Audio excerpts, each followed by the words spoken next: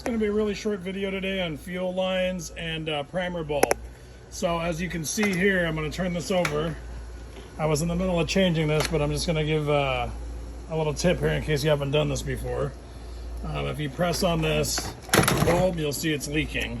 So it's split wide open. You can tell that it's completely deteriorated. It doesn't take much to change one of these, so don't be too intimidated if you haven't done it before. It's really simple. I bought this kit over here. Comes with 3 different size fuel lines, so you can see that I've already taken out this fuel line and filter and replaced it. I've already taken off both of these fuel lines right here and replaced these. I've also taken the vent tube off of the other side and replaced this one. Now it's time to take this bulb off. So it's just got 2 screws here. Super simple. Just pop that off. Get that screw out of there and you'll see that this bulb comes right out of there, just like that.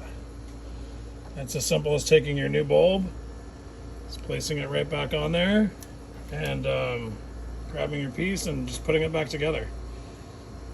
So this thing will be up and running in a few minutes, and before it wouldn't run at all. And anyway, that's the tip to get yourself back on the road and get your equipment working really good and get it in a shape where it doesn't have any leaks and it's actually operating fine. So now we can see that this primer bulb works great.